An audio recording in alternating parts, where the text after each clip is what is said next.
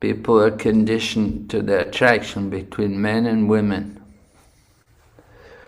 That's important to remember. And what about the mode of ignorance? 3 results of the mode of ignorance. He becomes mad. Yes. Text number 8. Lazy and more sleepy, like he crazy. He becomes crazy. Yes. Become crazy and they're lazy. They'll sleep more than they need to. Anything else?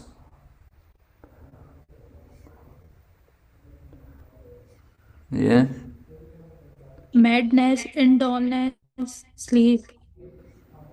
Yes. Foolishness. Delusion and inertia. Inertia. Yes. Indolent. Lazy. Okay.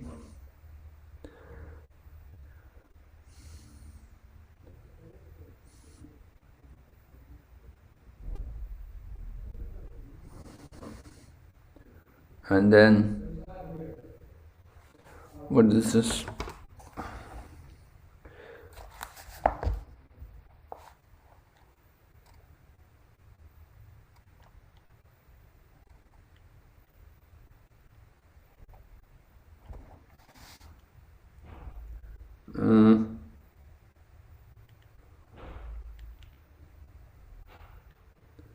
Addicted to intoxicants. What's that? Addicted to intoxicants. Oh, yes, right. Yes, good. Intoxication. Addicted to intoxication.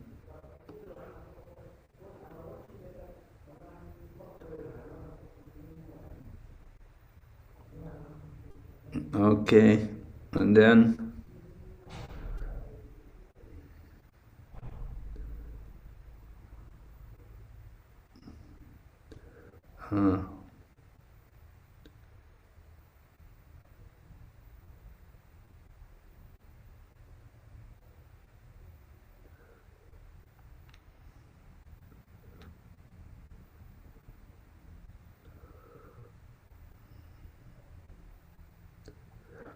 and what is the destination for people who die in the mode of goodness?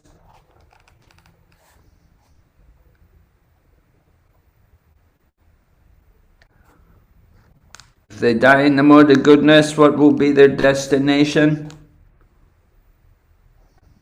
Gradually go Into upward to the higher planets. higher planet. Okay, and if they die in the mode of passion? Attains earthly planets again, rebirth again. Yes, come back again and there. And what happens when they die in the mode of ignorance? Birth in lower species like animals. Yes. Go down to hellish birds. Yes. Okay.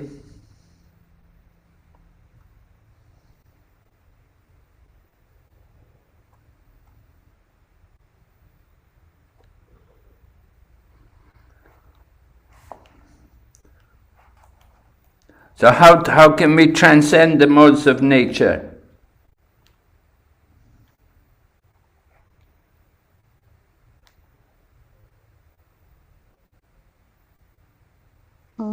By doing devotional service.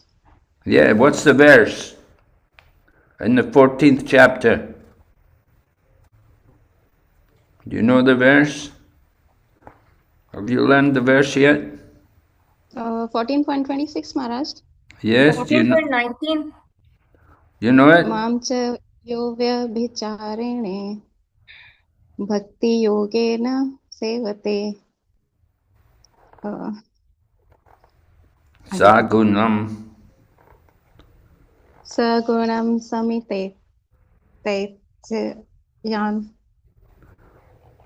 Brahma. Sagwan samatayati tan brahma Brahma bhuyaya. bhuyaya kalpate. Yes. What's the translation?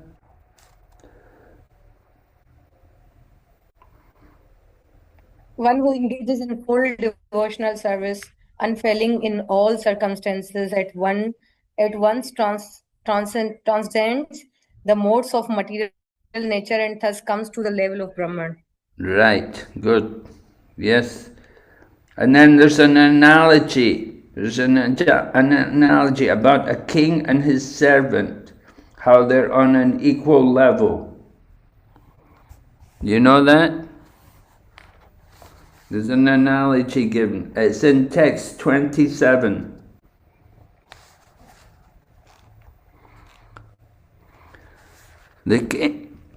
You should know these analogies. Prabhupada has given these different analogies. They're very good to use in preaching.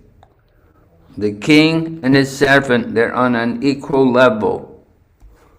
So what is the example? Yeah? Example 4 Kumavas. No. That's an analogy about how the king and his servant, they enjoy on an equal level.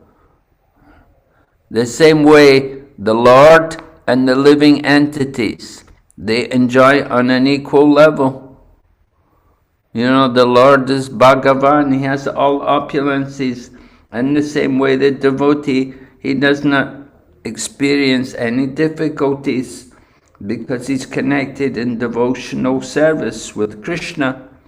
So he enjoys also, just like if you live in a center in Krishna consciousness, every day you can eat prasadam, and you're living in the temple, you live in the palace of the Lord. The temple is like the palace. And so, like that, if we can go to the spiritual world, we can be with Krishna, and we can enjoy with Krishna on an equal level.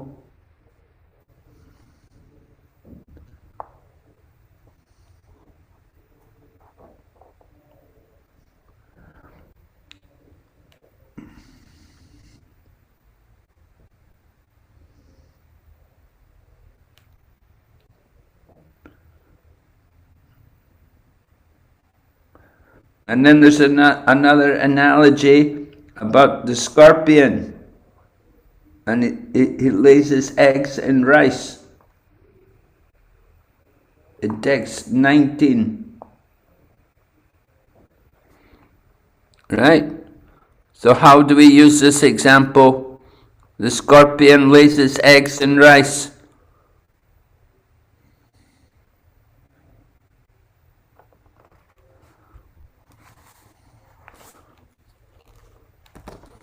Text 14, chapter 14, text 19. Scorpion lays its eggs in rice. People think, oh, the scorpions, they've come from the rice. They're thinking life comes from matter. But actually the scorpion laid its eggs in the rice. The rice didn't produce the scorpions. It was the scorpion went in the rice and laid its eggs there. And when the eggs hatch, then the scorpions come out. So people, the same way, they're thinking life comes from matter. But they don't understand, actually behind everything is the Supreme Lord. Right? You know the example?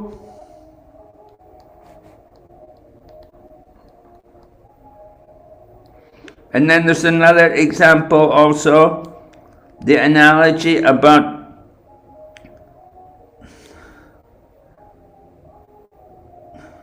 the living entity compared with gold in text 26.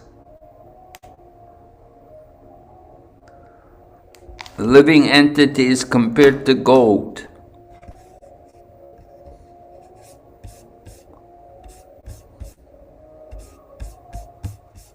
Right? What's the example? Can you find it?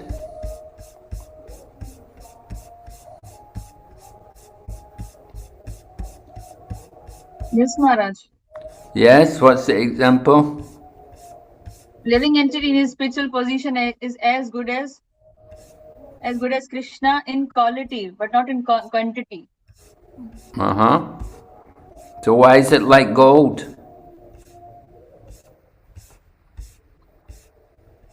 Maharaj, as any ornament or something like little particle is from made from gold, but it is not the actual, the whole thing. So we are the part and parcel of the Krishna, and not the quality, like all qualities we have like the Krishna. This Yeah. qualities, particles have same quality as gold, so we have qualities as Krishna, but in quantity, the gold made of the Yes. full We are is not the different, whole. and Yes. particles are different. Yeah, in Oh. quantity. Okay, good. Yeah, you've got it right. So, living entity in his spiritual position is as good as Krishna in quality, different in quantity, right? Okay, very good. So those are some different analogies which are there in the purports. It's good to know these.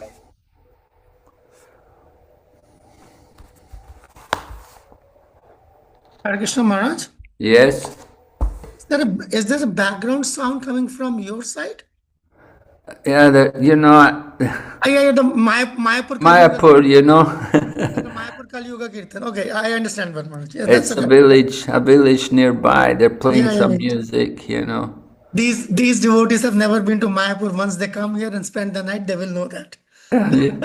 You know, there's all kinds of noise here every night. There's Yes, so Maharaj. many jackals, you know, you can hear the jackals. And if it's not the jackals, then it's a village, you know, and some party going It's on. partying going on.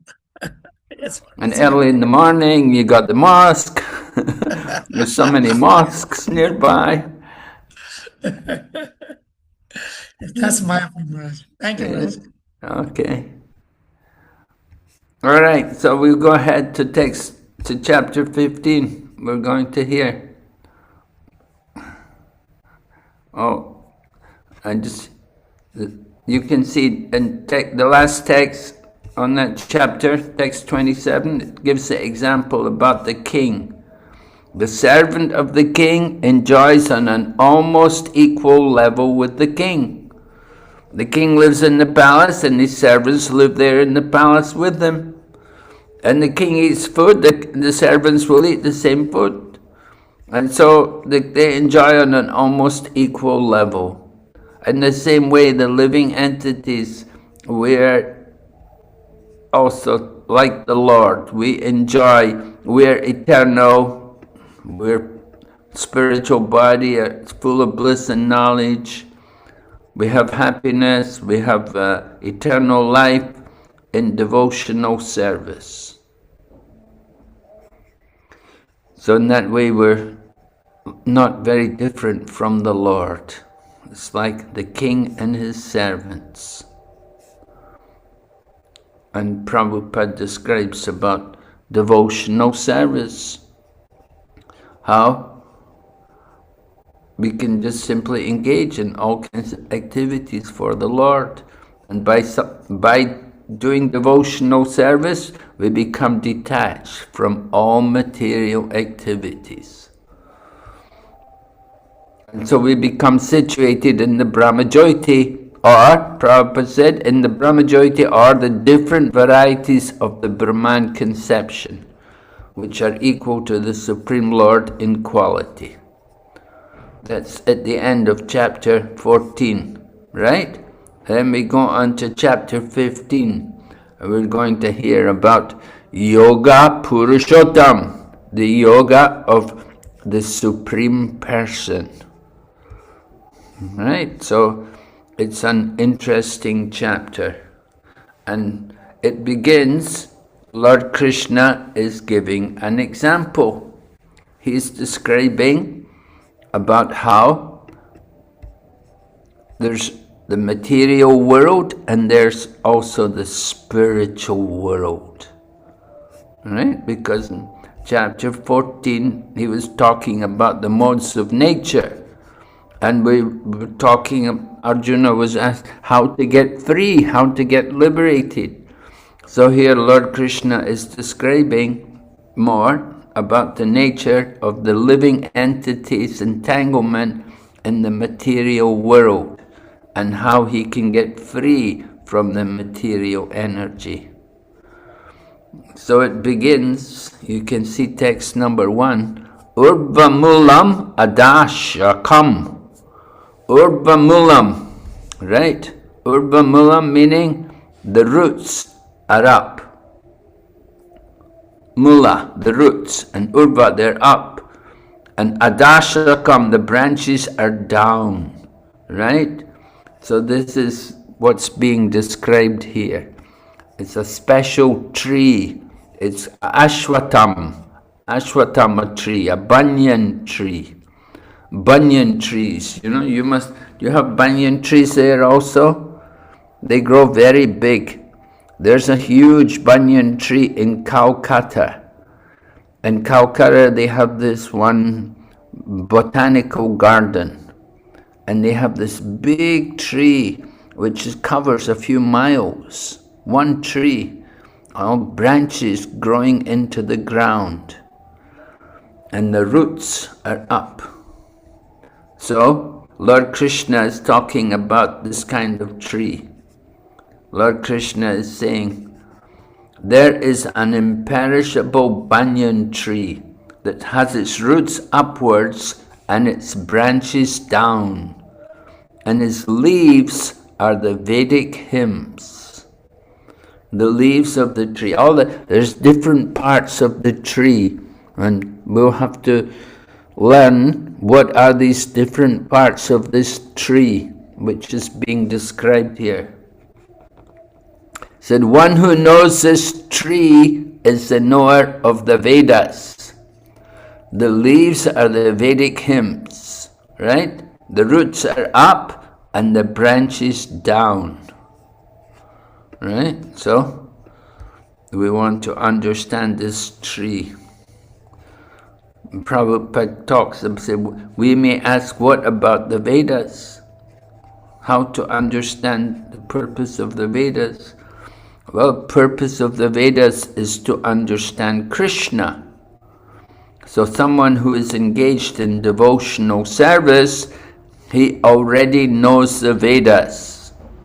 If we're doing devotional service, we know about the Vedas, one who is in Krishna consciousness.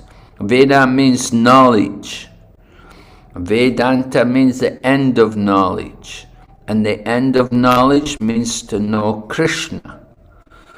So we don't have to worry. It's not like we have to go off and read more books. We just have to engage in devotional service. So Lord Krishna had been speaking about our entanglement in the material world. So here again, this 15th chapter, we heard about the 3 modes of nature in chapter 14. In chapter 13 also it was speaking about how we associate with the modes of nature and we become entangled. So here in chapter 15, it's also again talking more about this entanglement of the material world. And it said this entanglement is compared to a banyan tree. And one who engages in fruitive activities, there is no end to the banyan tree. So I said, very big. You can be in the banyan tree, you never know where you're going because it's so big. You can get lost in the banyan tree because so many branches going into the ground. And here it says, the living entity wanders from one branch to another, to another, to another. So this tree has no end. And for one who is attached to this tree, there's no possibility of liberation. Now we want to get free, we want to get out of the tree. Very difficult. So we heard about the leaves. The leaves on the tree are the Vedic hymns. The Vedic hymns are meant for elevating people. People will recite the Vedic hymns. Usually people will do this for some material purpose. Anyway, the people recite the Vedic hymns for elevation in the material world, to go to higher planets. So the hymns are there on the leaves of the tree, and the tree's roots grow upwards. They begin from where Lord Brahma is located. Lord Brahma is at the top of the universe, and so the roots are coming from him. They're coming, right? The roots are up, the branches are coming down.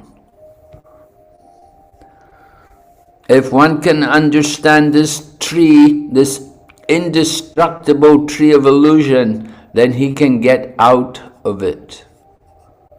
Right? I should put my screen on and share my screen with everyone. Oh, sharing is not turned on. Can you turn it on?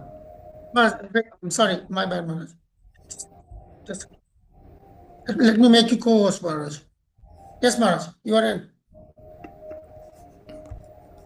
Okay, just to show you here. Bhagavad Gita.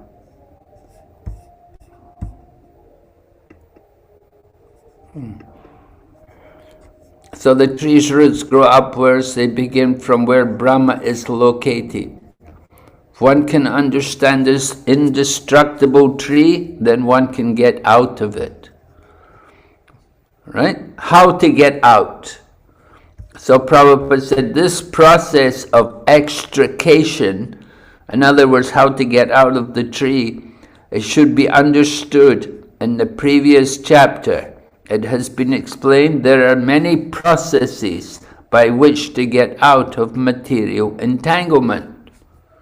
Right? There are different processes. It was described in the 13th chapter. They spoke about meditation, Sankhya Yoga. They spoke about Karma Yoga, working without enjoying the fruit, Nishkam Karma Yoga. And then it said also, even if you don't want to do these things, if you simply by hearing about devotional service, that can help you to get out of material entanglement.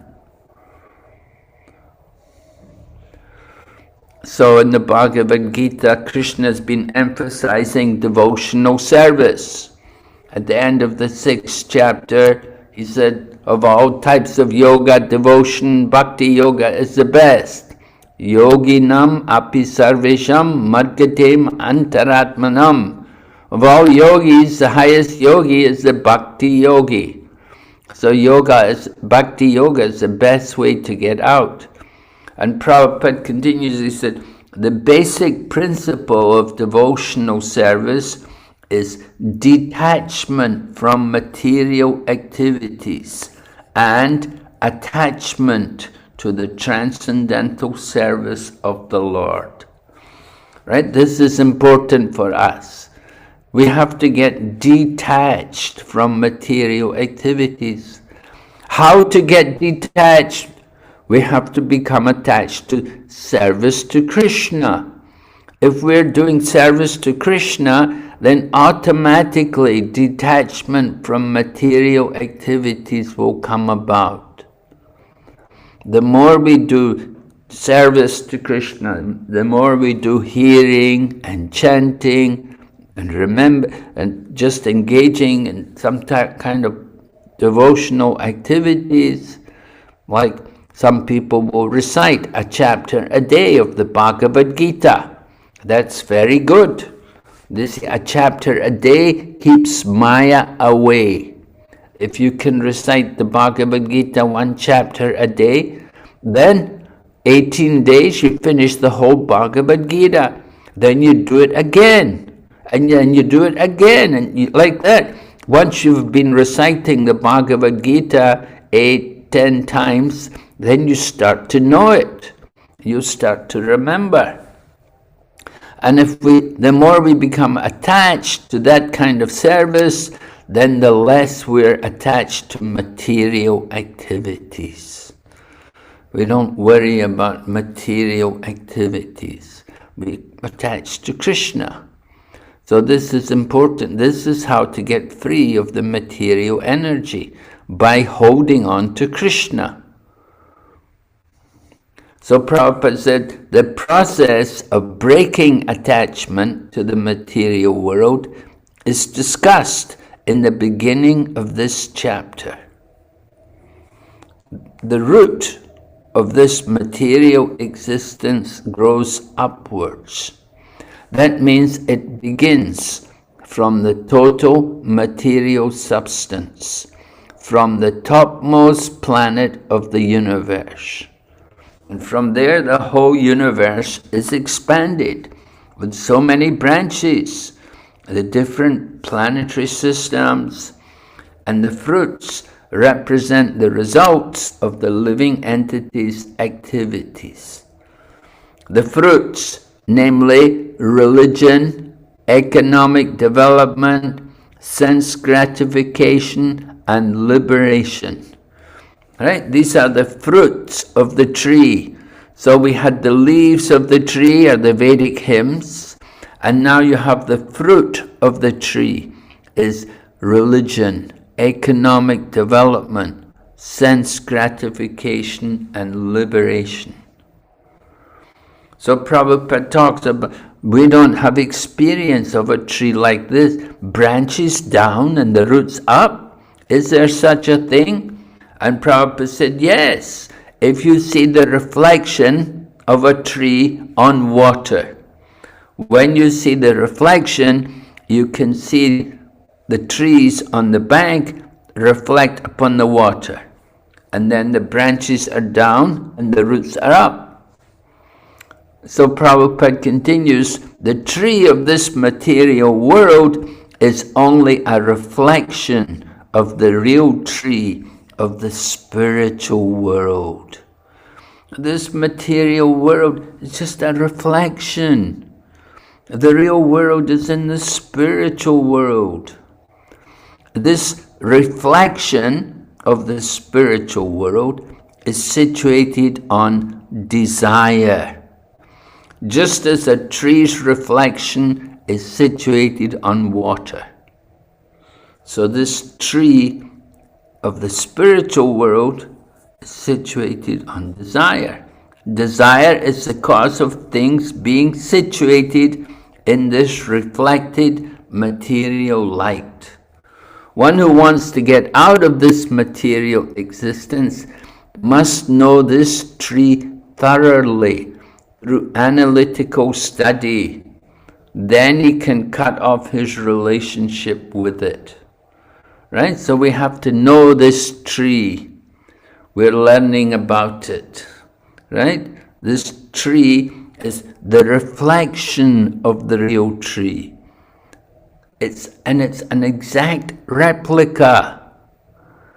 Everything is there in the spiritual world. And then Prabhupada goes on, talks about the impersonalists take Brahman, and from the root, according to Sankhya philosophy, comes Prakriti, Purusha, the three gunas, the 5 elements, the 10 senses. They divide up the whole material world into the 24 elements. Right? We know what are the 24 elements.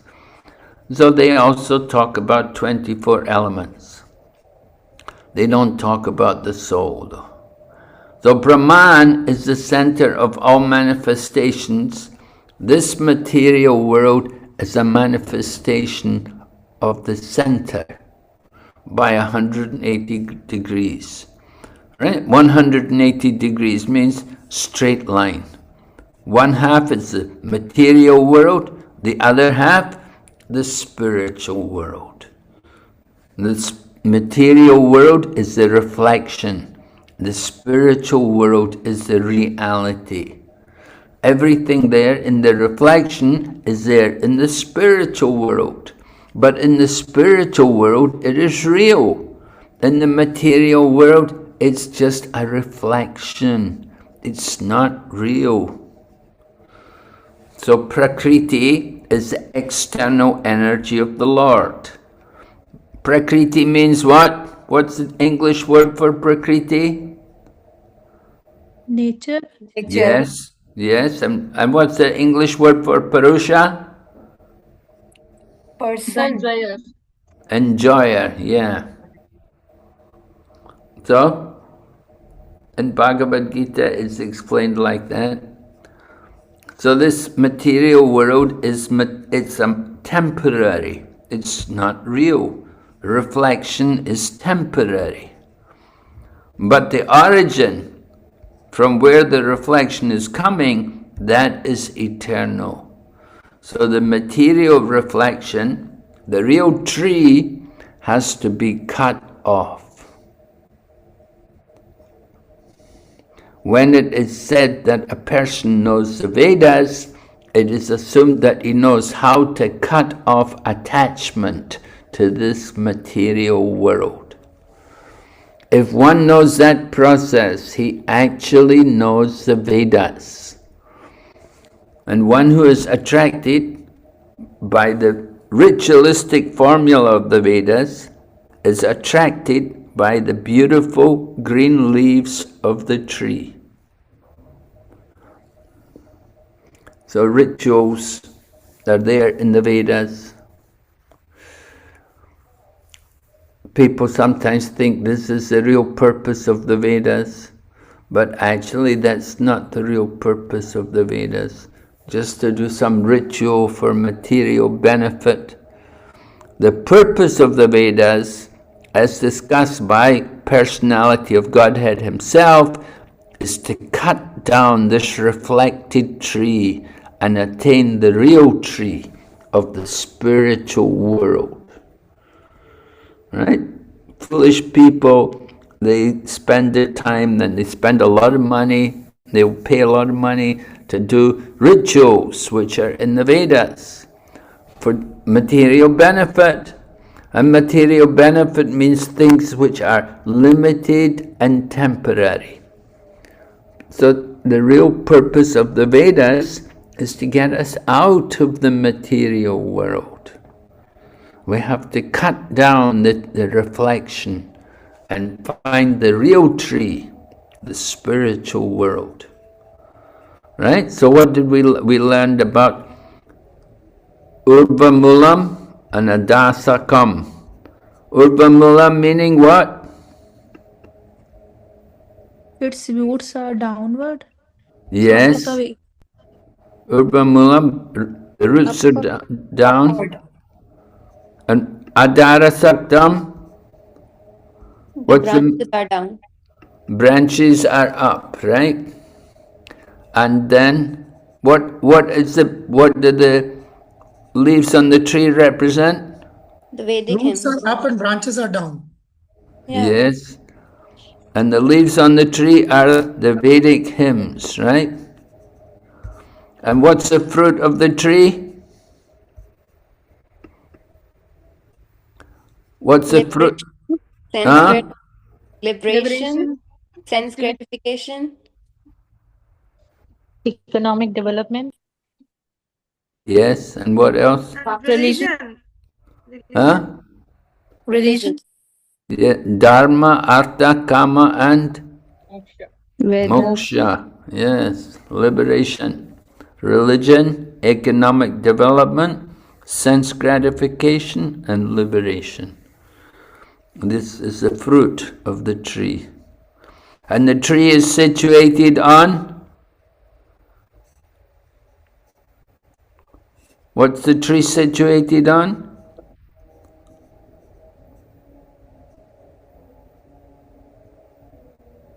Water. No. In the spiritual world, the tree is situated on desire. The tree is situated on desire.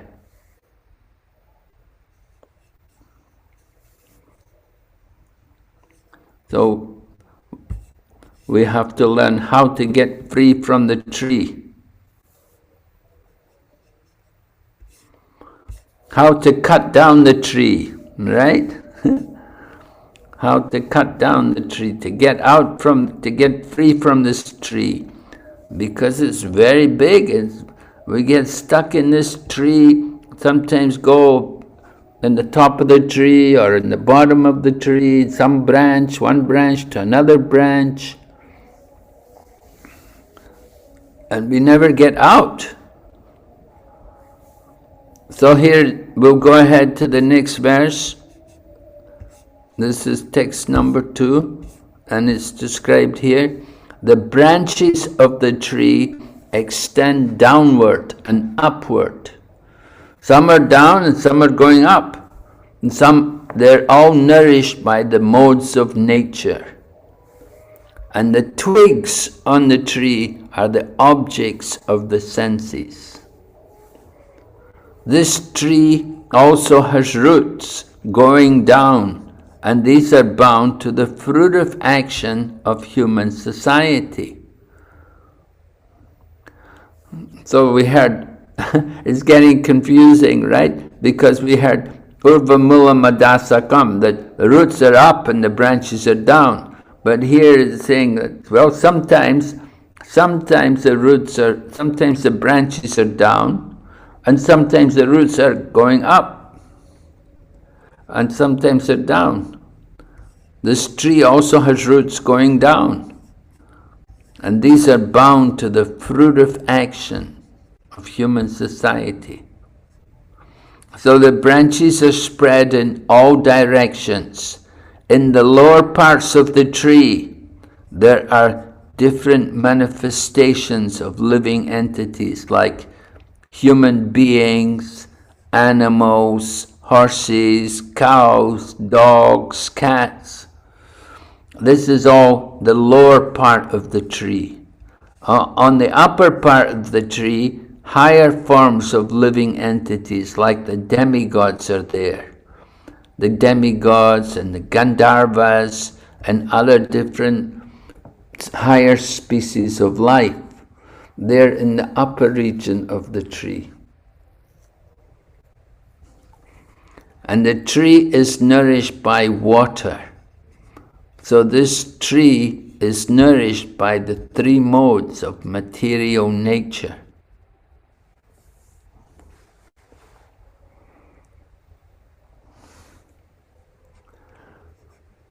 So different conditions are there. Prabhupada explains sometimes the land is barren, there's no water, and sometimes a place is very green. There'll be a lot of nice water there. So modes of nature are there in different places. Different species of life are manifest according to the modes of nature. Some things are very green and some things are very dry. You have things like cactuses which grow in the desert, are very dry. And you've got nice flowers and greens growing where there's nice rain, where it's more humid. And so different modes of nature are manifest. And different conditions will be there according to how the modes of nature are influencing. So we heard the twigs of the tree are like the sense objects. And by development of the different modes of nature, we develop different senses. And by the senses, we enjoy different varieties of sense objects. Right? So the twigs are like sense objects, and then the tips of the branches are the senses. The tip of the branch These are senses like eyes, nose, ears. So the senses are attached to enjoying different sense objects. The twigs are the sense objects. There's things like sound, form, touch, taste, and smell. Those are the different sense objects. 5 sense objects. And 5 senses, knowledge acquiring senses. And the subsidiary roots are attachments and aversions, which are byproducts of different varieties of suffering and enjoyment. So everything is there in the tree. Attachment and aversion, suffering and enjoyment. Sometimes the tendency is to be pious, and sometimes tendencies to be sinful, and it all comes from these different roots, which are spread in different directions. But the real root is from Brahma Loka, and the other roots are in the human planetary system. So the original root is up at Brahmaloka. After we enjoy our different activities in the upper planetary system, usually living entity will come into the material world in the higher regions. And so they will enjoy there in the higher region, and then he will come down to earth and renew his karma. And they come down to earth. This is a place where we get our karma. We're all earning our karma here in this planet Earth. This planet of human beings is considered the field of activities, right? The field of activities. Karma kshetra, right? The field of activities. So here on this material, in this planet Earth, this is where we're earning our karma. And if you have a lot of good karma, you get promoted to the higher planets. And you can go up to the higher planets and enjoy there and be there. And when you finish, when you use up all the karma, then you come back to Earth again. And you have to get more karma. So this is the way of the material world. We're constantly coming up and going down, suffering and enjoying. This is the material world. So then text 3 and 4 are next. They're describing more about this tree. The real form of this tree cannot be perceived in this world. No one can understand where it ends, where it begins, or where its foundation is. Why is it like that? Well, it's a very big tree. But anyway, we're told with determination we must cut down this strongly rooted tree. Right? We're in the banyan tree, and how to get out? We have to cut down the tree with the weapon of detachment. Right? We heard detachment from the material and attachment to Krishna. This is the basic principle of devotional service. So we have to have the weapon of detachment.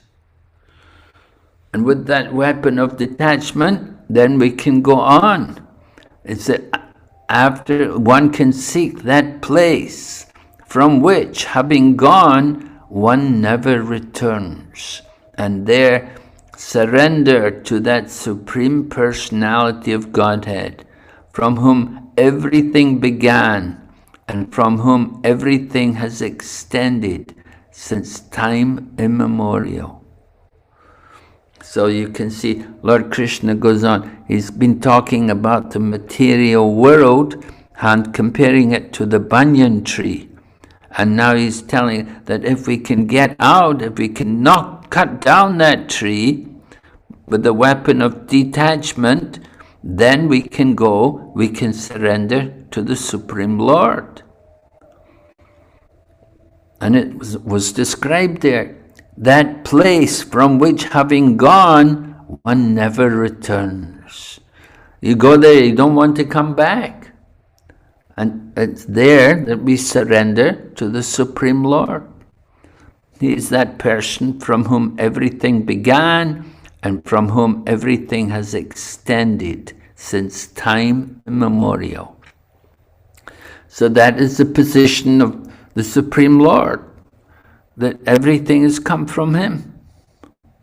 And we can go there and surrender to Him. When we go there, we'll never want to come back to this place. Unless we're completely crazy. We wouldn't want to come. Why you'd want to come back to this place, which is, this is Mrityuloka. This is the planet of death. We're all dying here. The other day we were reading 11th canto Srimad Bhagavatam. Lord Krishna is speaking Uddhava Gita to Uddhava. Lord Krishna is giving his instructions to Uddhava. And he's telling Uddhava, he said, our position here, we're like criminals. And we're waiting, sometimes they get criminals, they're murderers, and they're sentenced to death. So they're put in the cell there in the prison waiting for death. So he said, actually all of us are like that. We're all here in this material world, and we have a material body which is doomed to die. And we know it's going to die. But still, people are not thinking they're going to die. People are only planning to enjoy and try to live forever. But if we're more intelligent, we will think about going to that place from which, when you go there, you never come back. When these people, when they said the Americans had gone to the moon, the spacemen supposed to have gone to the moon, Prabhupada said they have the enjoying mentality, because they go there, but they don't stay there. They come back. So that is the enjoying mentality. You go somewhere, you stay there for some time, and then come back. But the proper thing to do is, you want to go there, you don't want to come back. Just stay there and surrender to the Supreme Lord.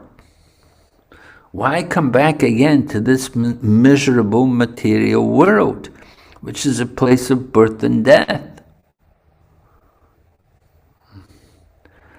All right, so Prabhupada's purport on this verse, it is now clearly stated, the real form of this banyan tree cannot be understood in this material world. It's a very special tree. The root is upward, and the real tree is at the other end.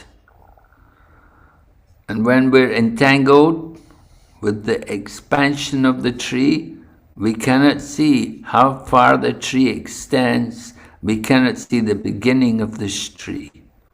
But we have to find out the cause.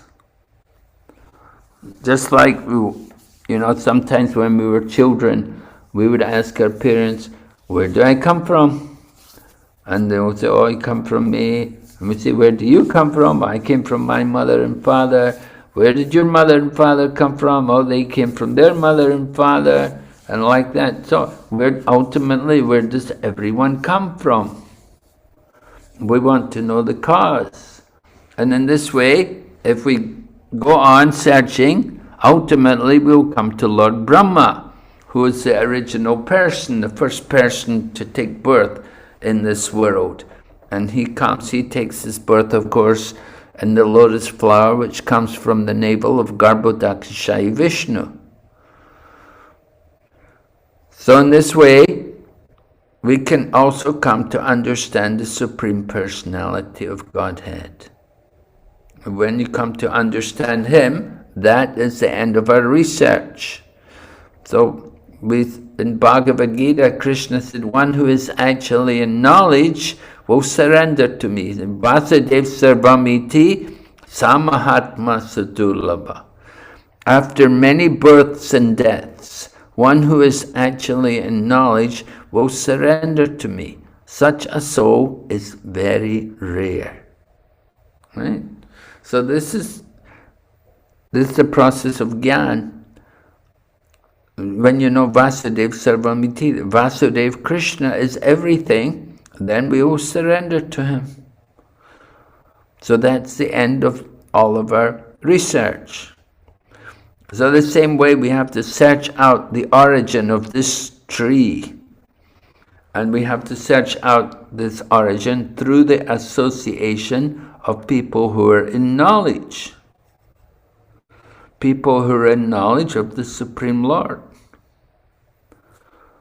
By understanding, one can become gradually detached from the false reflection of reality. And by knowledge, one can cut off the connection and actually become situated in the real tree. The real tree. So, we said there was the reflection of a tree and a real tree. Why? What, do you want to spend your time with the reflection all the time? You just want to enjoy the reflection? Yeah. Of course, we want the real thing. We don't just want some reflection.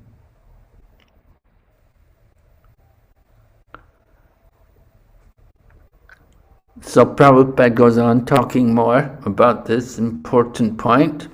He said, asanga. Asanga is very important. The attachment for sense enjoyment and lording over the material nature is very strong. So we have to learn detachment, asanga, detachment, by discussion of spiritual science based on scriptures. And we have to hear from people who are in knowledge. When we hear from people who are in knowledge, it will have spiritual potency and we will awaken detachment. Right? Just by hearing. Right? You want to do it. Just like sometimes Prabhupada would go there and he'd give classes and people would just come. They just want to surrender. Yeah, I heard Swamiji speak. I want to surrender. I want to give my life. I want to take up Krishna consciousness. So this is the kind of association we want. We want to hear about Krishna in the association of these kind of devotees. And then we can be sure to come to Krishna. So Prabhupada said, the first thing one must do is surrender to Krishna. The description of that place, where having gone, one never returns to the false reflected tree, is given here. Right? Krishna is telling us about the spiritual world, the real tree. The Supreme Lord, He is the original root from which everything has come. In Bhagavad Gita, Krishna says, Aham Sarvasya Prabhavo, right? Everything comes from me. Everything material and spiritual, all comes from the Supreme Lord. So to get the favor of the Lord, we have to surrender. And this is a result. This surrender comes about by doing devotional service. We have to be willing to engage in devotional service. Prabhupada quotes this verse I just quoted here from Bhagavad Gita. Aham sarvasya prabhava. I am the origin of everything. So to get out of the entanglement of this tree of material life, we have to surrender to Krishna. You want to get free of material life, you have to surrender. As soon as one surrenders to Krishna, then we automatically become detached from the material world. Right? There's a story. Buddhists, they tell the story about the one man. He had come to his guru and he was saying to his guru, "Oh Guruji, I'm so attached. How can I ever get free of my attachments? How can I ever get free? I'm so entangled in material life." And so his guru looked at him and said, "You just wait. In a little while I will tell you how you can get free." So later that day, the disciple could hear his guru calling out.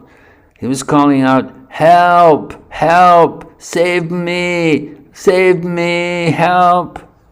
And so the disciple heard this guru calling. He went running to see what was wrong. And he went running, found his guru, and his guru had his arms round a tree, and he was holding on to the tree, and he was saying, "Let me go! Help! Help!" And so the disciple said to his guru, he said, "Guruji, what's wrong?" He said, "Well, I want to let go. I want to get free of this tree." So the disciple said to his guru, he said, "Well, Guruji, you just have to let go. You're holding on to the tree. If you don't hold on to the tree, you can be free of the tree.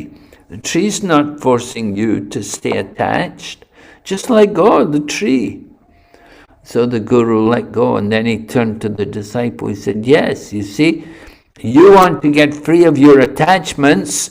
It's easy. You just have to let go. Don't hold on." In the same way, in Krishna consciousness, our process of letting go, our process of getting free, is to hold on to Krishna. Just simply to take up devotional service, to do more hearing and chanting, to do more service, working for Krishna and giving to Krishna, giving all the things which we're attached to. Your hard-earned money, bring your money and give it to Krishna. You get free of your attachment. Right? So we're holding on to Krishna. We're holding on to the material energy. But if we let go of the material energy, we hold on to Krishna, then we'll get free of this material energy. So that's surrender to Krishna. Surrender to Krishna means get free from the material entanglement. Srimad Bhagavatam said, "Vasudevi Bhagavati Bhakti Yoga Prayojita Jnana Yatiya Suvairagyam Jnanam Chayat Ahaitukam." By devotional service, one automatically acquires causeless knowledge and detachment from the world. It all comes about just by doing devotional service. So that is surrender. Surrender. Using our mind, body and words all in the service of Krishna. If we dedicate everything in Krishna's service, then we won't be entangled in the material energy.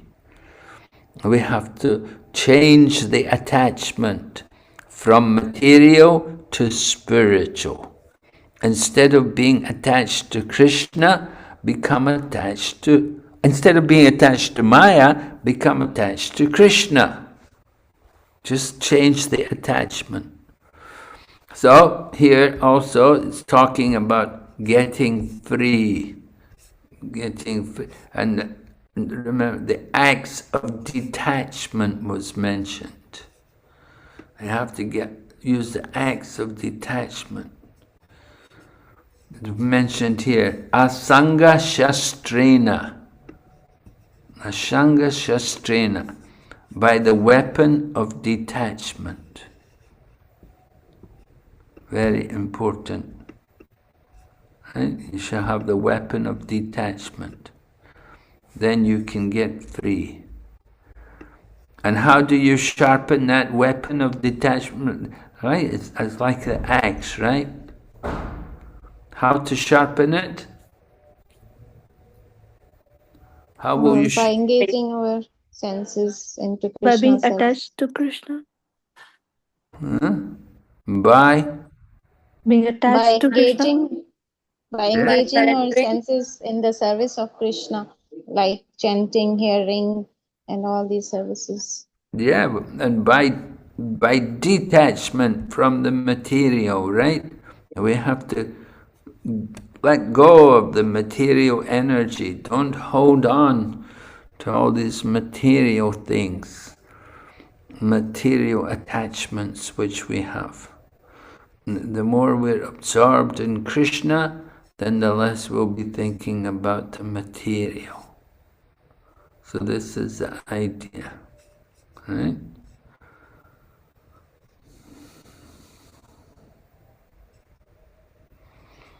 Says banyan tree. We have to cut down dridena chitva, cutting stuff. So these trees, not easy. You can see they grow so big, and the roots can be very strong. So very difficult to get free. But determination, with determination, one must cut down this tree. Determination, cut down this tree with the weapon of detachment. So these words are important. We have to have that kind of determination. And then cut down the tree with the weapon of detachment.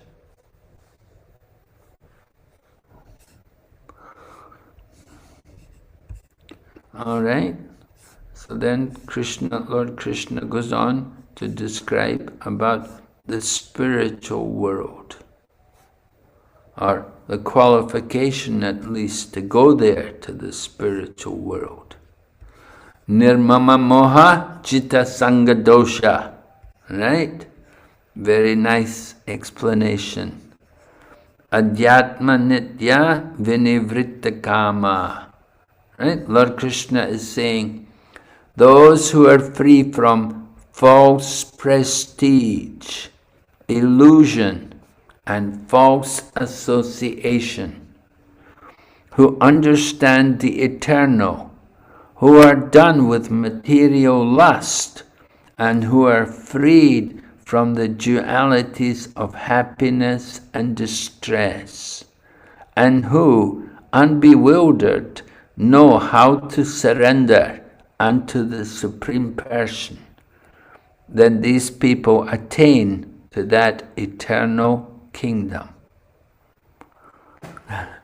So you can see there's some requirements there. We want to enter into the eternal kingdom, the abode of the Lord. We have to be ready. We have to be willing to let go of the material energy.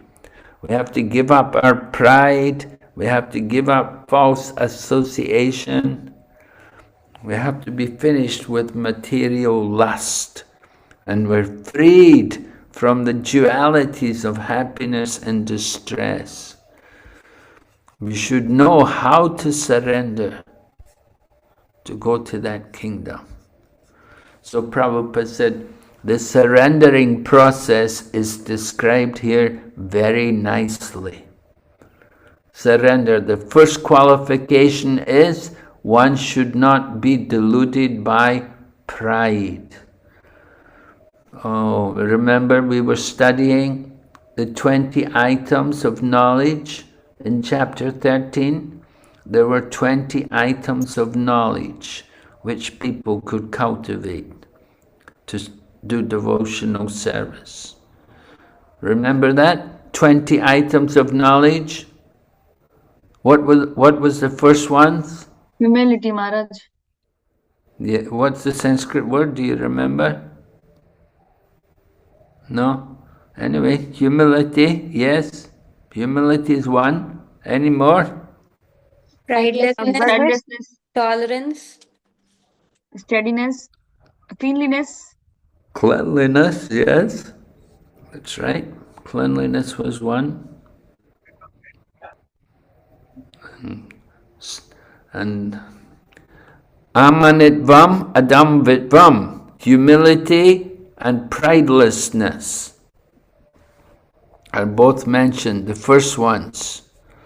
And then it also mentions about unalloyed devotion for the Supreme Lord, Ananya Bhakti. Ananya Bhakti, they're just simply devoted to the Supreme Lord. And then other things, there's other qualities, as you mentioned, like cleanliness. We should be aware of the miseries of old age, disease and death. And we should be aware also the attachment to the home and the family, like that.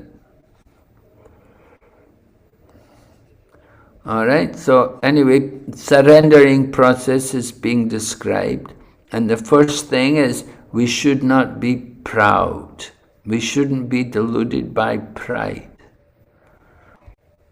Prabhupada explains, because the conditioned soul is puffed up, thinks himself to be the lord of material nature, so it's very difficult for him to surrender to the Supreme Lord.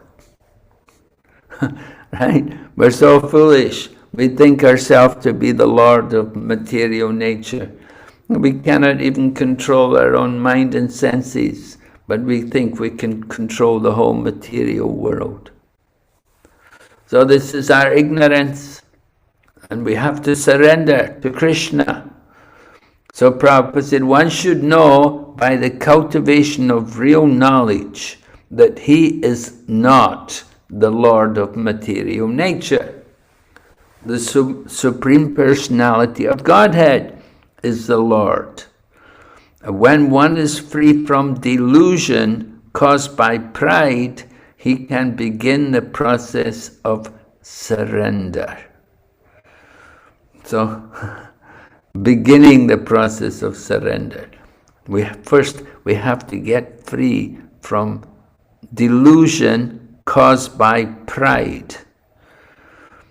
Pride comes before the fall, is the saying. And we have examples of even demigods, how they fell down because they were so proud. So have to be very careful. We should not be proud. We should be humble. We should offer all respect to others, and we shouldn't be anxious to be respected ourselves. That is real humility, when one can give respect to others.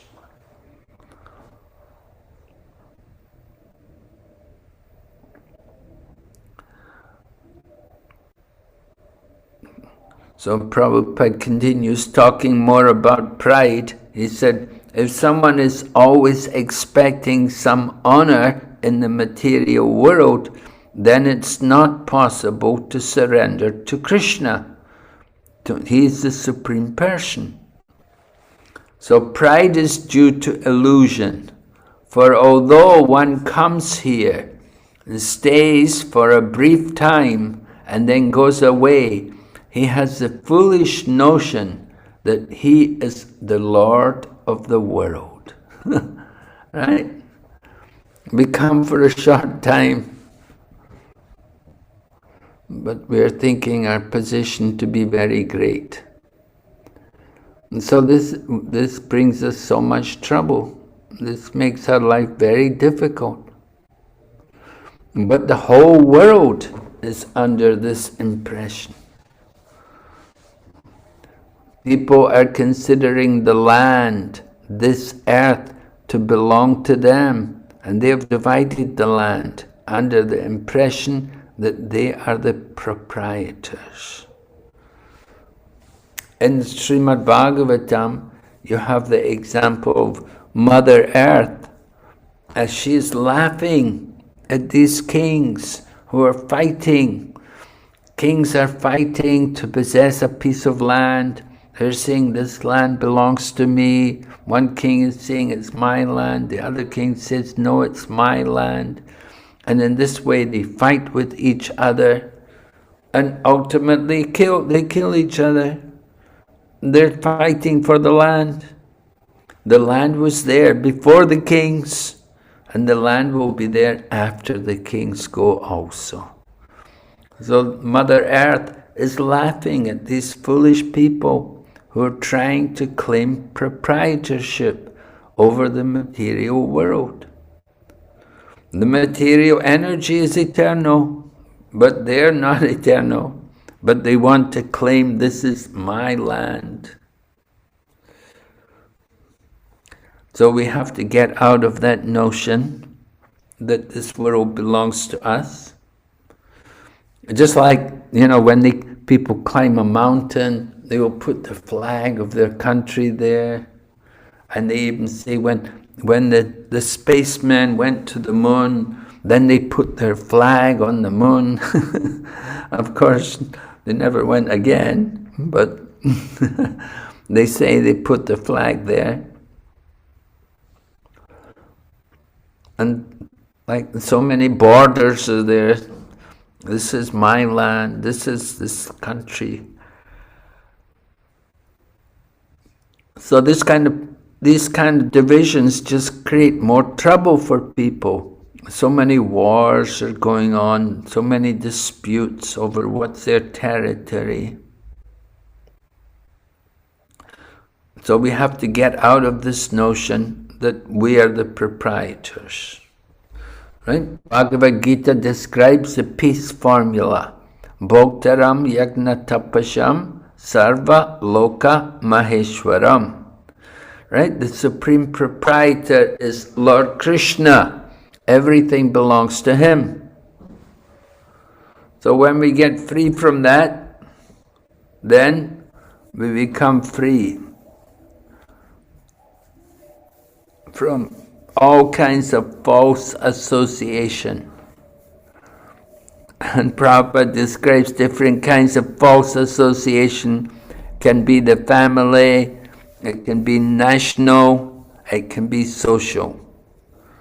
We have all these different kinds of false association. And this is what keeps us in the material world. We get attached. Our family, our country, our community.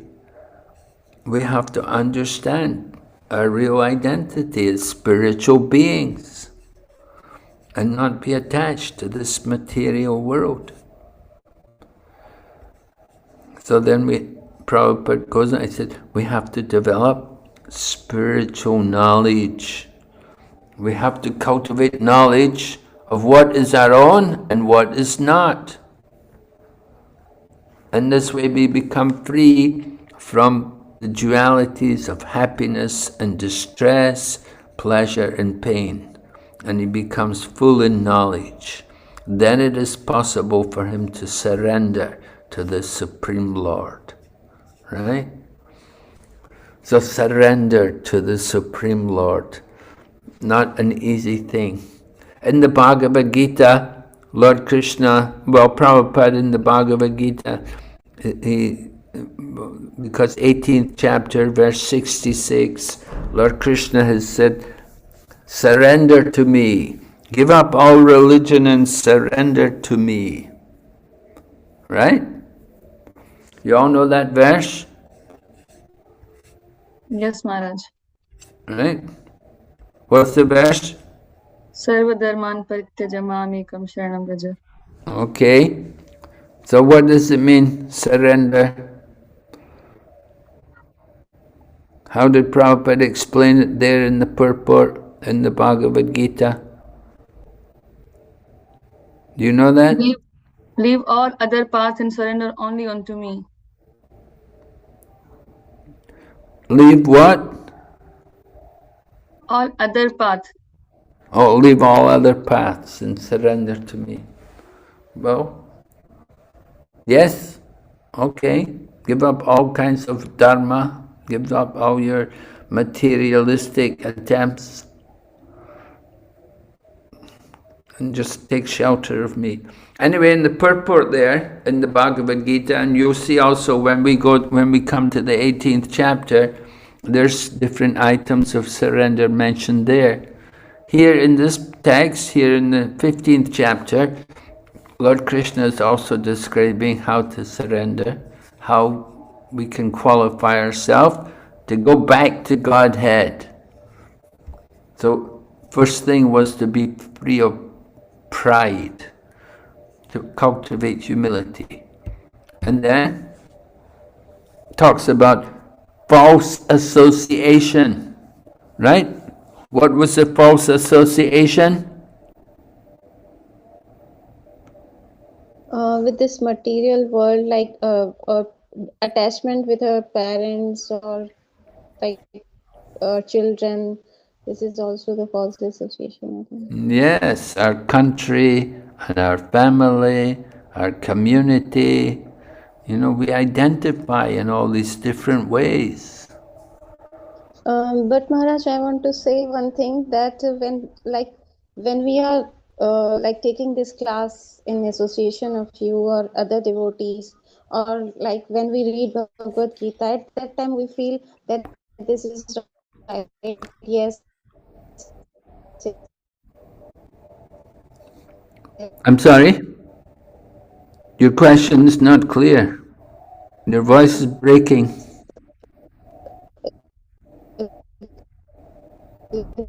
That's okay. We have to do this. Hare Krishna. Is it okay, Maharaj? Yeah, now you're okay. Yeah, go ahead. What were you saying? I want to say that when we are in association of devotees, just like you, or like in the class, we are in the class, or when we read Bhagavad Gita, or in the association of other devotees, we feel that okay, this is true. We have to detach ourselves, and all that Krishna is saying to us, that we have to do this, do that. All things is okay. Yes, we say that yes, this is true, this is okay. But when any situations comes in our practical life, we become like blank, and after it, when it goes by, after that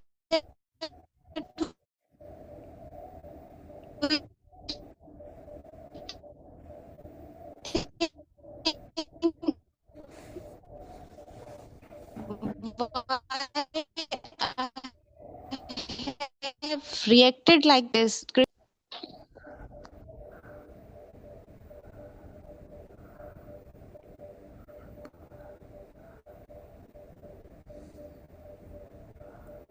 You're having some trouble with your microphone, is it?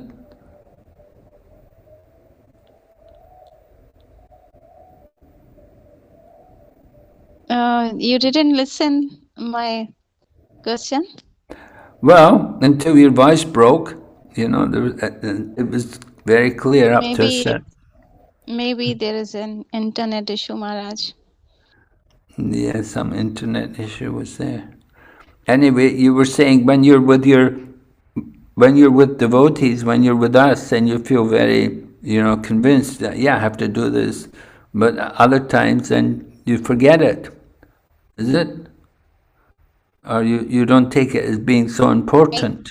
Yes, no, we think it is important, but we just forget, and we become entangled in that attachment. Like if our parents are in trouble, or some feel that they are by health wise, like if they feel something, that we feel bad, so bad, and we are just become painful with that situation. So that is the most attachment of ourselves.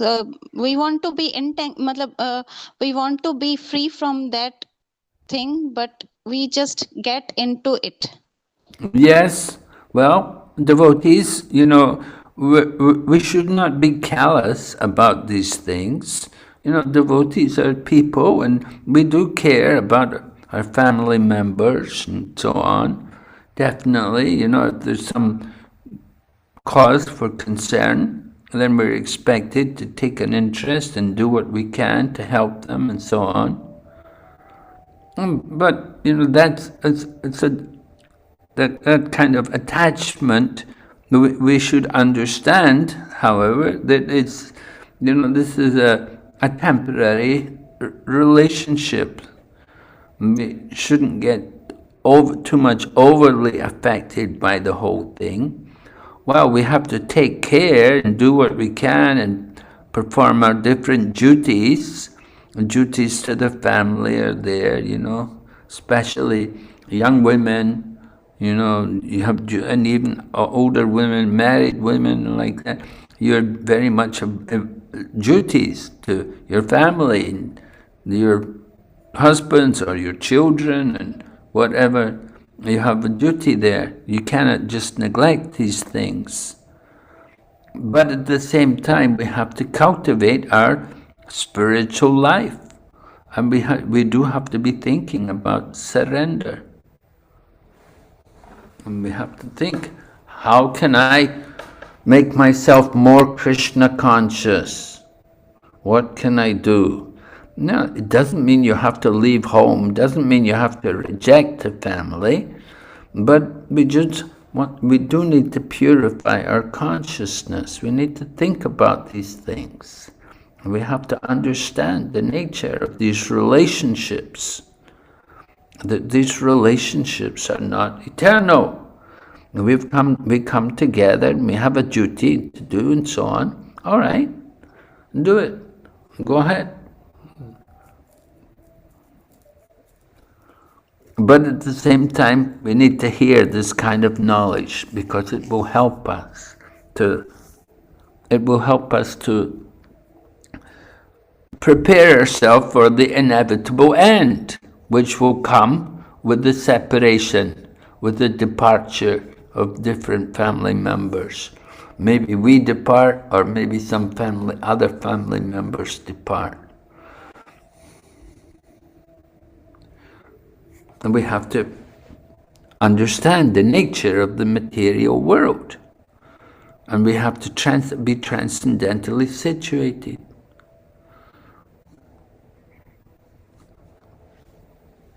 So we have to understand that the association is actually not eternal, it's temporary. So it's described here as false association.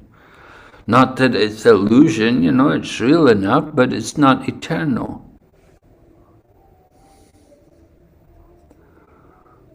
And we do have to learn to get free from the dualities of happiness and distress.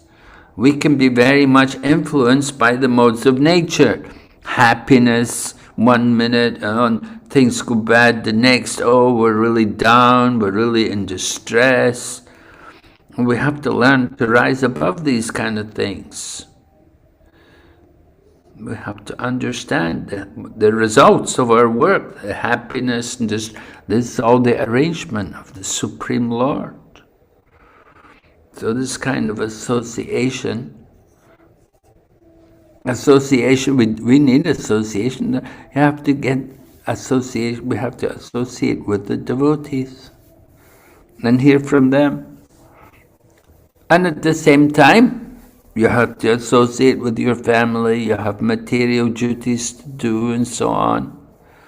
But as I said here, you understand the eternal, and you're done with material lust. Right? We don't want any material lust. From lust comes anger or greed. Lust, it means a lot of material desires. And then if we get what we want more. We become greedy for more. When we don't get what we want, we become angry. So in this way, lust, anger, and greed, 3 gates to hell. And every wise person wants to avoid them. So we have to understand what are these requirements for us to get out of the material world so that we can go back to Godhead. There are some qualifications, some standards there, you see. Just like when we come for initiation, when we come to the spiritual teacher, you want initiation, there are requirements. You know, you have to follow certain principles. No meat, fish, and egg, no intoxication, no gambling, no illicit sex, and every day chanting minimum 16 rounds. So these are requirements, you see. In the same way, you want to go back to Godhead, there's some qualification. Just like you want to go to college, there was some qualification. Are you qualified? Are the college ready to accept you? Do you have the proper qualifications? Everything, you know, you have to, they will check your qualification. You go for a job, they want to know what's your qualification. Are you able to do this kind of work? So similarly, we want to go back to Godhead. We want to go to be with Krishna. What's the qualification? Yeah, there's a standard. We have to be able to fit on and up to the standard. We have to come up to the standard.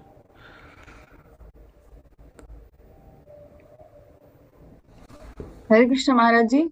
Yes? Maharaji, how to understand attachment? That this is attachment with our family or our friends. How to get to know that we are attached? Well, it's natural to have some affection for the family. That's expected. But we have to also understand that the nature of the material energy, that the material energy, this material world, it's a temporary place of misery, ultimately. It's all misery here in this material world. Little bits of pleasure, flickering happiness, but a lot of suffering. So with the family, you know, you don't want to get too much entangled in material endeavors. Material endeavors, we want more money, we want to have a bigger house, we want to send the children to America to study. You know, people get involved in many different things like this. Ambitious programs for their material development. That is due to, you know, that's not encouraged. It's too much endeavor. And you can ruin a lot of your life, waste a lot of your time, just endeavoring for material comforts to improve what you consider to be your material standards. So that means too much attachment.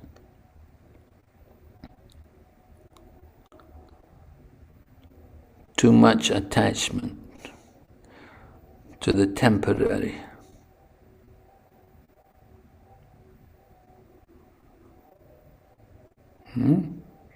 Right? You want to take care, but you don't want to just simply only take care and think only about comforts and how to increase your standards, how to come up the social ladder, how to have more money, how to have more prosperity.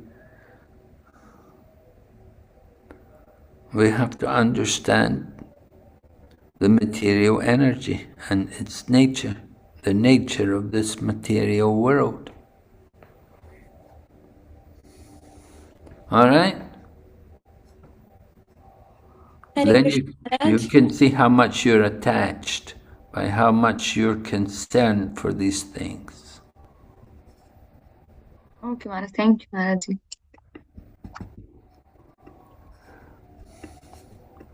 Hare Krishna Maharaji.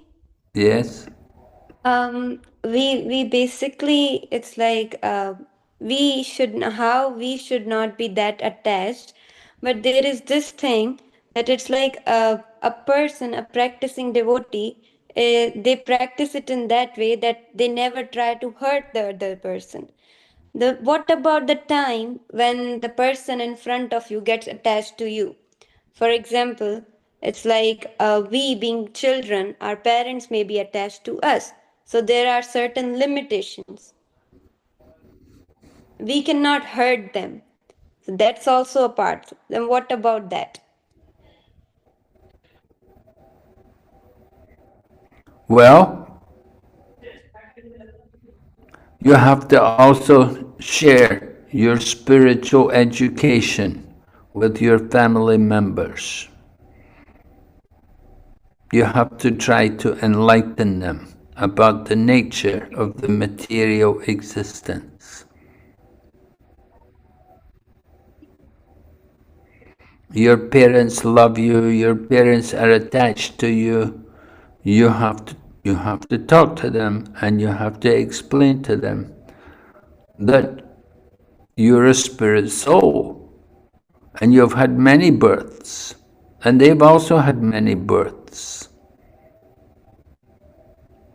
So their attachment for you is based on the body, but that body is temporary. And that attachment which they have for you could be the cause of their entanglement in the material nature. And will bring them back again into the material world. Just like there was this one man, he was very attached to his sons. And so what happened was he'd built a nice house for his sons, and they were all living there in the big house. But he got old and he died. And after his death, next life, he became a cobbler, and he was repairing people's shoes. And it happened that as a cobbler, he was sitting outside the home, the house which he had built, which was used by his sons. He was there, sitting outside the house, repairing the shoes. Previously, he'd been the owner, and he was the father. But now he was just a boy, he was a cobbler, and repairing shoes. And his sons were, full of ego and proud. And they would come and they would just be nasty to the boy and beat him with their shoes. So these kind of things happen. We have to understand the body is temporary. The body, we're attached to the body, but that body is just temporary. In the Srimad Bhagavatam, you have the example about Maharaja Chitraketu and how he wanted a son very badly, and then finally he got a son. But then after a short time, the son died. And when the son died, Maharaj Chitraketu was broken-hearted. He was lamenting so much. And so then great sages came there, and they brought the boy back to life for some time. And the boy said to them, "What do you mean?" The boy said, "I'm not your son." They said, "I've had many sons. Which father are you?" "I don't know you." He said, "I've had many births. I've taken birth many times in many different bodies, and I have different mothers and fathers every time." So I said, you say you're my father, but I've had many fathers. Which father are you? So people are in ignorance about these things. This is the cause of the attachment. It's all due to ignorance. So if you love your parents, you love your family, you need to educate them about the real family. The real family is in the spiritual world. In the spiritual world, we can all be together. and we can enjoy each other's association eternally. But in this material world, it's all very temporary. There's no real happiness here in this world. But there's the illusion of happiness. And there's the illusion that we're the family, my family. We come together in a family. It's just like you get on a bus. You travel on a bus with a group of people. You meet them, you get in the bus, then you get off the bus. You never see them again. In the same way we come together in the family. So we do need to try to educate people about these things. Right? Thank you, Maharaj. You love your parents, so you should teach them about Krishna consciousness. You should teach them about the soul and understand the real self. You know, their attachment is for the body. They're thinking, my daughter, but they're not understanding the soul. Who gave the body? Who gave you the body? The mother, you have a father and you have a mother. They didn't give you the body. The body is given by the grace of the Supreme Lord. We're all the children of the Supreme Lord. Krishna said, Aham bija pradapita. I am the seed-giving father. So try to understand who is the real father behind everyone. It's not that just, the father and mother, they created the body. No, it's by the grace of God that you were born. It's not just by the father, the mother. They're playing some small part, but ultimately it's up to God. People often want children. They don't always get children. They do everything. They try everything to have the child, but they don't get. Krishna doesn't give. And sometimes Krishna gives, and sometimes he doesn't. So we take our birth and we die by the grace of Krishna. We say, Mare Krishna Rakhe Ke, Rakhe Krishna Mare Ke. We live by the grace of Krishna, and we die by the grace of Krishna. Right? It's not our doing. We're just simply instruments in his hands. Krishna said to Arjuna, Nimitta matra bhava savya sachin. Become an instrument in my service, O Arjuna. You see, that's the idea. Become an instrument in the service of Krishna. So, if you can think more about this, and if you're convinced about this, then you can convince your parents also. Because this knowledge is for everyone.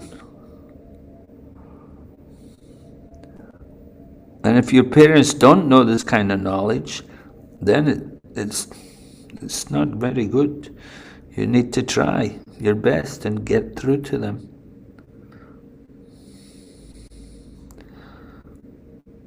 Yeah, people are attached. We get attached. Especially you have children, you get very attached. First you get married, you get attached to each other, husband and wife. Then you get children, you get more attached. More children, more attachment. It's nice. It's nice to have children. It's very good. And we want people to have children and bring them up to be devotees.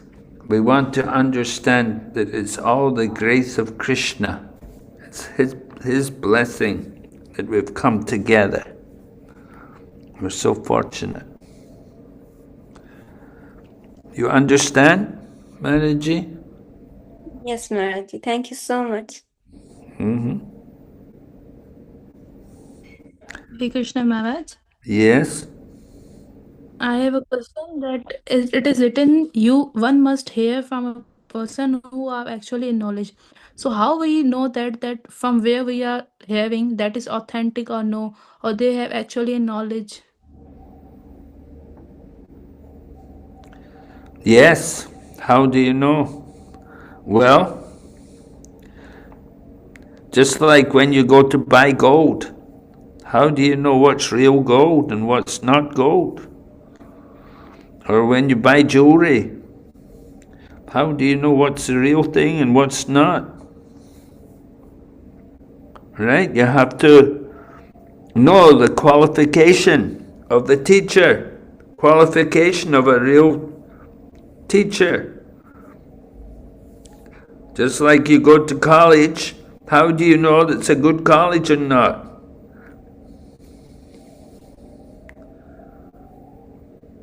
How do you know? Well, qualification. Reputation. Huh? How do you know? From its college or school results like. Well, you want to see the qualifications. You know, you go to a hospital, you go to a doctor, you want to see the qualifications. You don't just go to anybody. You want to know who's the real doctor. And same way, somebody's teaching, you want to hear from people who are authorized. They have to speak. And we have what is authorization? Parampara. We have to speak according to parampara, according to disciplic succession. So people who are speaking, they should be authorized, they should be coming parampara. That is a sign that they're authorized, that they're speaking according to the previous authorities. They're not just speaking their own ideas, but they're speaking according to the teachings of the previous acharyas. And the previous acharyas are presenting the message of the original acharya, Lord Krishna. Right?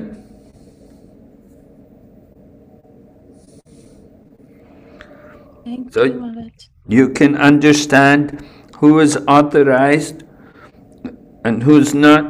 When you hear people speak, you should hear people speaking, you will know by how much you're affected, how much you're appreciating. If it's genuine, then you will understand, this person speaking, it's going to change me.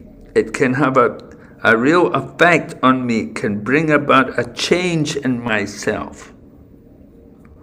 So if you feel like that, you can understand persons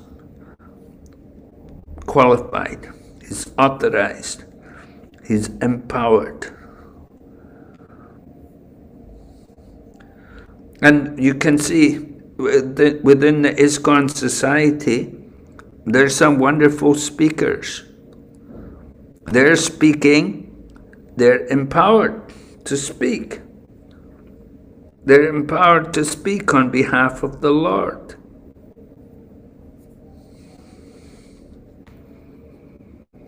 So we can actually feel that, the effect of their speaking. How they're delivering the message of Krishna consciousness with full potency. It is said the speaker should not be a dead person. They have to be alive. They have to have life. Right? And then you can feel the effect. So that's one thing. Others, I said they have to be in parampara. They have to be trained and initiated by a bona fide teacher themselves. And they have to know the truth, and they have to practice it themselves. They cannot just simply tell people to do something and they don't do it. You know, when we were at school, teachers would say, don't smoke. But we would say, but teacher, you're smoking. We see you smoking. He said, anyway, I'm telling you, don't smoke. So the teacher's telling us not to smoke, but he's not setting the example. So the example has to be there. A person has to believe what he's speaking. He has to be practicing what he's speaking. Not just speaking some words, but he's actually living what he's speaking. That's important. So you have to see that in the person. And then you have more faith in what he's saying. If somebody's just speaking to you or do this but they don't do it themselves, then you'll wonder, they don't do it. Why he's telling me to do it?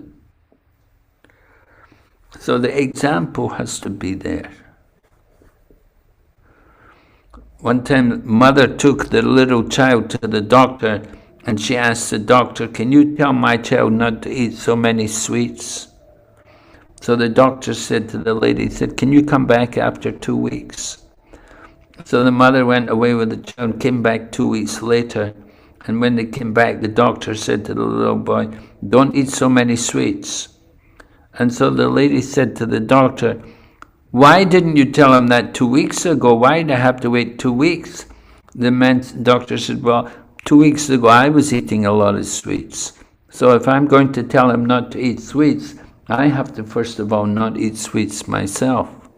So that's why I asked you to wait 2 weeks. In the same way, we're preaching, we have to preach, we have to live what we're preaching. We don't just talk, but we actually mean it. We're really genuine in our efforts to get people to Krishna consciousness. We give our life, we commit ourselves to Krishna, and we feel the benefit, we want to see other people benefited. We want to convince them also that this is a good thing, that this is not going to do you any harm, this is going to give you the greatest benefit, it's going to be really good for you. So please take it up. You understand? Yes, Maharaj.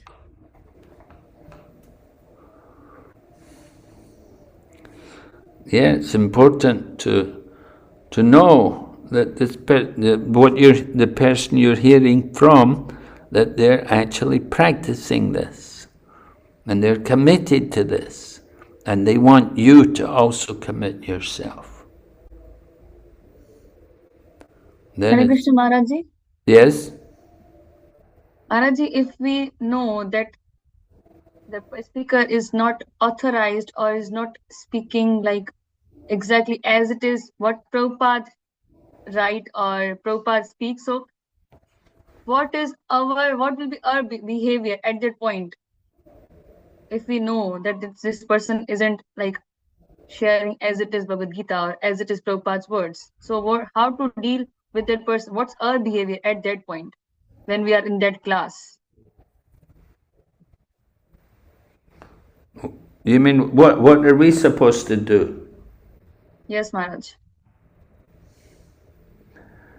Well, you can approach them and point out that this is different from what Srila Prabhupada is saying. Are you teaching us something different from what Prabhupada is saying? That's something, somebody's doing like that, then we have to consider this is not a very ideal situation. You don't want that kind of teacher. Somebody's not presenting things in exactly the right way, then there's a problem there. You do want to be careful about that. And in that kind of situation, you may think, well, I need to hear from somebody else. I need to approach some other people in here. Or you can also discuss with the person and point out what's going on. Why are you presenting this something different from what Prabhupada has taught us? What's your reason behind that? There's no harm to do that. If you feel somebody is not presenting something that's exactly true, then bring it up to them. Let them know. That's your duty. You should do that. It may be that you're wrong. Maybe you've just not properly understood them. But you may be right. And so if you're right, then the person should admit, that you're right, I should correct myself. Not exactly whole class, but some things, that preacher adds on. Like we mostly have in our community, that if we want to give someone a sore medicine, so bitter medicine, so we should add some sweetness in that according to their taste. So whatever it is, not from our books or something, like according to their taste or according to their religion, we should add on those things so they can be satisfied or they'll get what we want to give them.